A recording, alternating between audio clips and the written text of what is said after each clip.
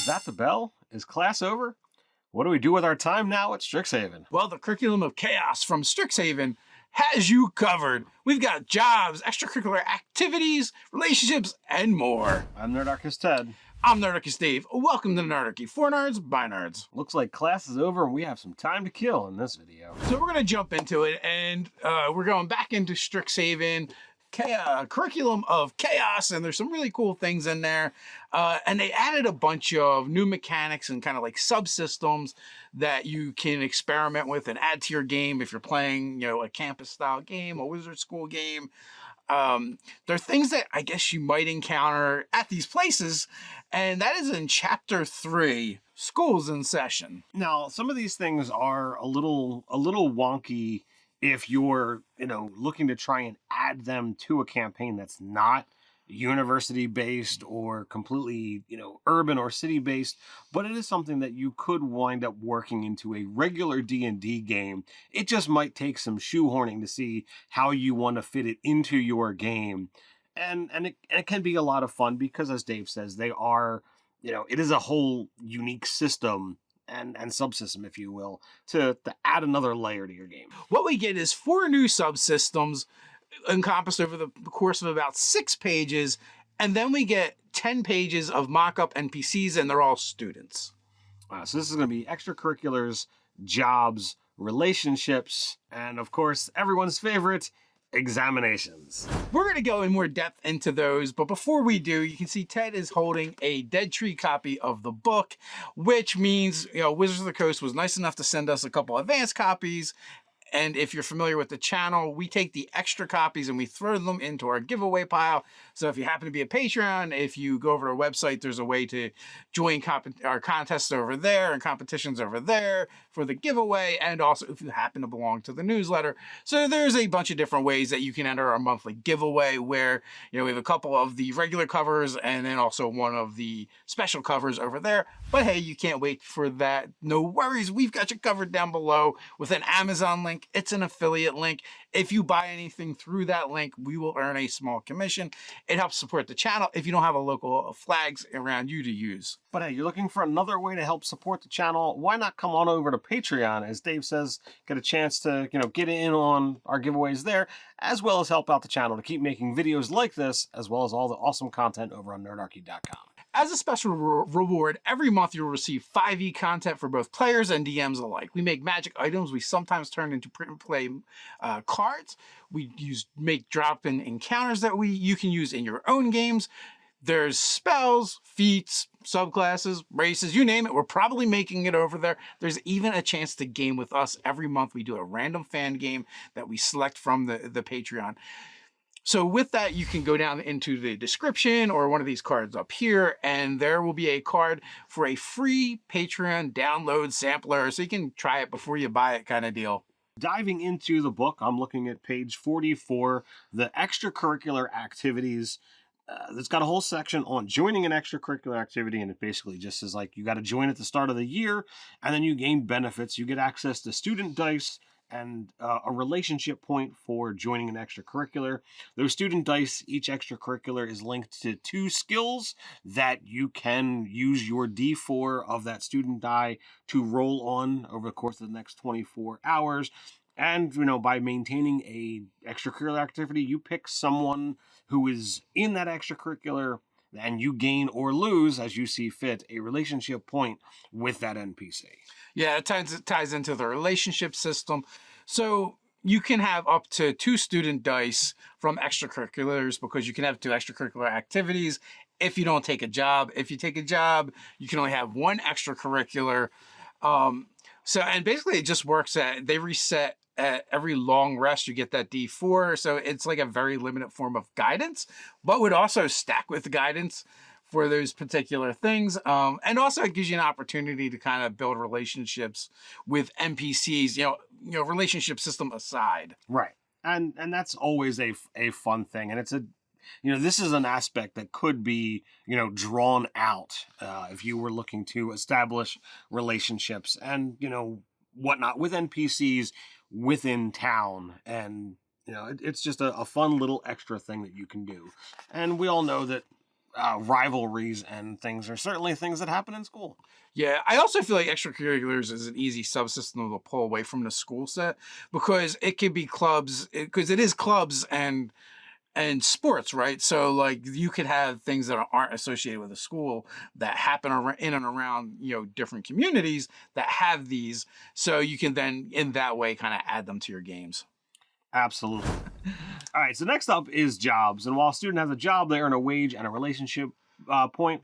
The wage for each week that they work, they earn 5 gold, which, you know, given what gold value is in D&D, that's fairly astronomical considering. It's obscene.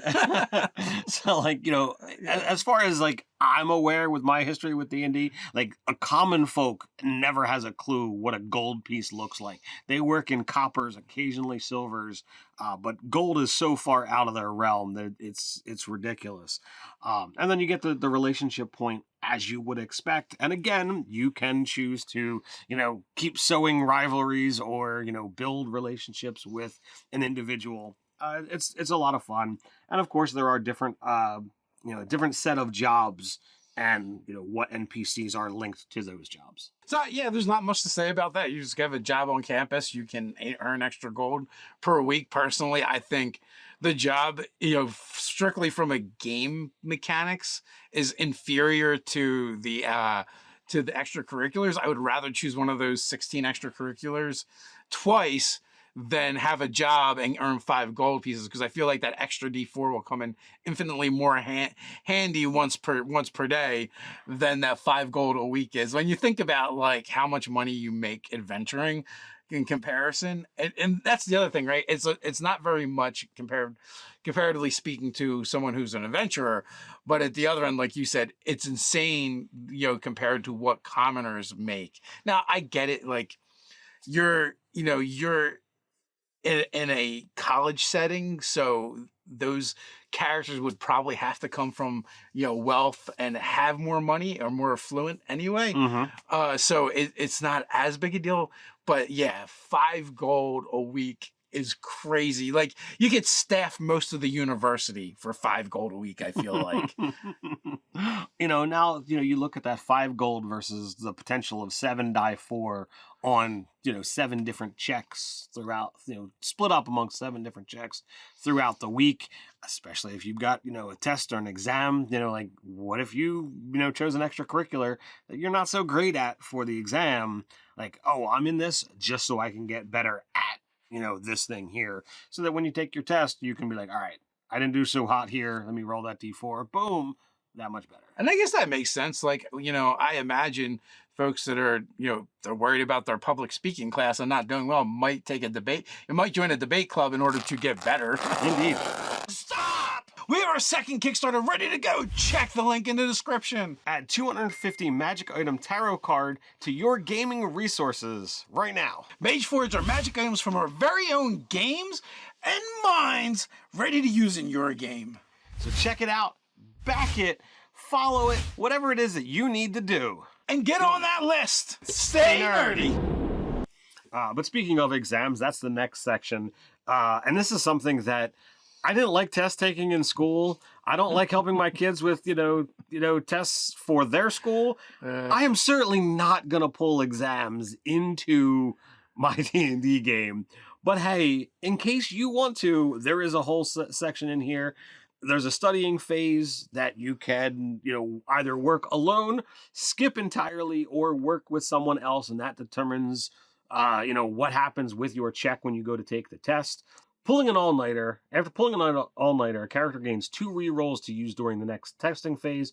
If a character succeeds on the ability check, but it comes at a cost. You gain a level of exhaustion, and the level of exhaustion can't be removed until after the exam. If you study together, you have advantage on your study check, which can get you another reroll. So that could get you technically, you know, 3 rerolls during your, during your exam portion from your studying phase. And your testing phase, as you would have guessed, it's a skill check. It's a skill challenge. You know, there's a whole series of things. So the way it works, when you take an exam, it's a mini skill challenge, basically, right? There's only 2 skills, so there's only 2 checks that you actually have to make in order to do it. And it's like, for the exam itself, you can ace it, you can pass it, or you can fail it. If you pass one of your checks but not the other, you pass the exam. If you fail both of them, you fail the exam. And if you pass both of those checks, you're going to ace the exam.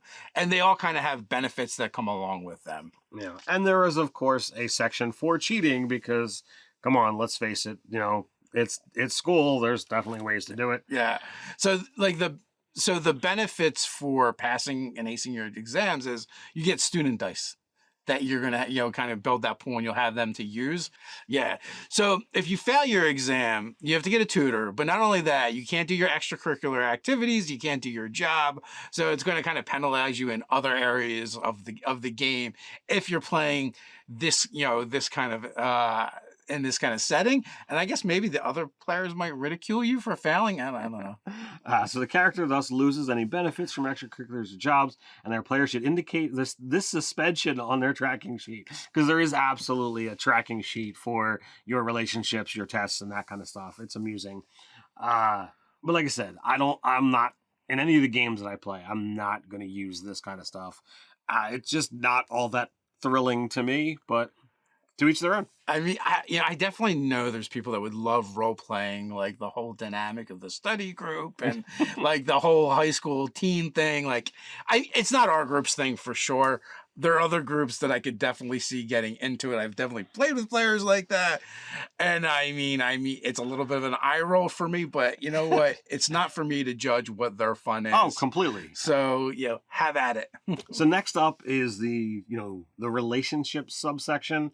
And it's talking about, session 0, introducing the NPCs and relationship points. There's a whole section on, making friends and rivals and deepening the relationships. Typically, you have a range of -2 to 2, to either go from like bitter rivals to beloved.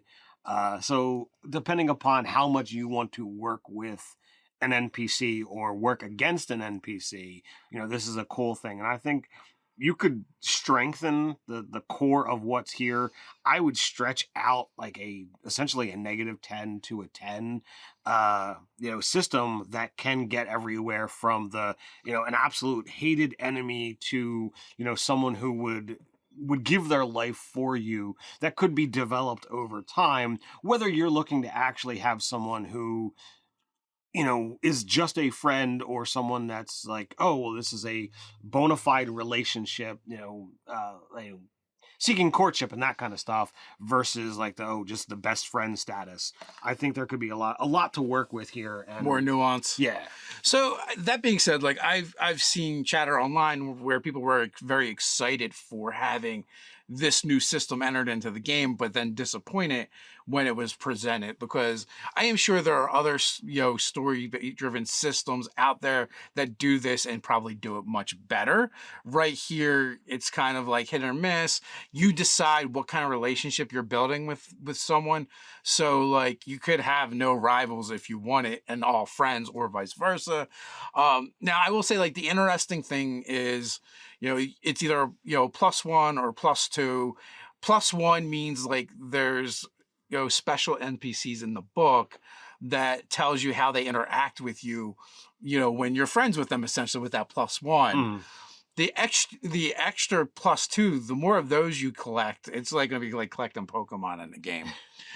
Because that actually gives you a mechanical benefit throughout the game. So for every person that you have in your life in the game that is considered beloved, you get daily beloved inspiration per person, and it works like regular inspiration, but you store it up. Like you get it, resets after a long rest, I believe. And you can have more than one. So if you have 7 beloved, you'll have 7 inspiration. Not a big deal for us, because we don't really use inspiration the right way anyway, and we let it carry over and we let it stack up and all that stuff. So that's we've already been doing that. Now, I think the interesting thing about the relationship mechanic is it does list like, how these people interact with you if you have a good relationship with them, but also how they interact with you if you have a bad relationship with them. And these benefits are very much like the benefits you might get from a background feature. So, like, for instance, Aurora Winterstar, if you have a good relationship with her, out of respect for Aurora, fellow campus musicians will cover your expenses for one night per week at places where live music is common. But if you have a negative relationship with her, when there's live music on campus, the lyrics always include rude sentiments directed towards you. Yeah. So like that's just one example. Did Wizards of the in here. Coast just put bullying into the game? So like, there's 18 NPCs that have this, and within there's a whole section of none of these NPCs are statted out. They're not designed to be used in combat. They're not designed to go off campus and go do things. But you could wind up, developing a rival with them. And as things happen, the DM could stat out one of these things, and it could go from, just this is a bitter school rivalry to something that develops more. And maybe not going to be the BBEG if they're in school with you, but perhaps they're working against you just to spite you because of that rivalry. I think it'll be good inspiration too for like how these rivals might affect your life in small ways. So like that's something you can port to other parts of the game. Open up to a random NPC and what do they give you? All right, so I'm looking at Melwy Thorn. So the boon bond here is the spirituality centers on you. You can calm even the most frazzled of your peers and, if necessary, extract information as needed. But the bane is members of the Silkball Club and the Student Mages of Faith refuse to acknowledge your presence, which means as you try to talk to any of those people, you don't exist. They will just keep walking right by you. So you don't want to piss this person off. Because their peers will be jerks to you. So like, that's just a small example. There's 2 out of 18 that are in here. Yeah. And you could literally, any NPC that you feel is meaningful in your game, you could develop these little like half-page little slips that talk about who they are, how they're involved, and what happens if you have a good or negative relationship with them. I think this is the biggest takeaway for the entire section of this whole, off campus or, out of class section, because it can help you develop NPCs and build relationships that are meaningful and thus impactful upon the game and the campaign. Yeah, I mean, the jobs part, I'm kind of meh on. The relationship system, I don't think is very good, but there are good takeaways from it. Mm-hmm. I like the extracurricular activities section as well. So I feel like between, the parts of the relationship system that I do like how they structure those NPCs, the boons and banes that they have that with them, the extracurriculars, these are all things you can import into your game. You do have, these 18 NPCs you could just drop in your game anywhere. They're kind of fleshed out a bit. So it just gives you things to put in your toolbox as a GM, and also might inspire you on how to make non-combat NPCs going forward. Yeah, I think that's a great takeaway. There's a lot of great stuff that's there, and whole cloth is, I'm not going to add it, but lots of bits and pieces that I'm going to adjust and whatnot are going to wind up making their way into my games. I mean, the next campaign I run for Ted and crew, it's going to be nothing but exams all day long. I mean, you might even be able to pick that system apart for some ideas. And the student die boon is kind of nice as well. Mm-hmm. I think that's kind of cool. The rules for cheating for exams are pretty cool. It doesn't really change anything. It just changes what skills you get to use instead of the skills you're supposed to use. You can use, this deception and sleight of hand instead. And like, if you're in school and you're a rogue and you have expertise in those things, or you're the bard that what is the bard that's good at persuasion? College of Eloquence. Yeah, the College of Eloquence bard. Like, you could totally, like, there's no reason to actually take an exam. I mean, other than you might get caught and there's penalties for cheating.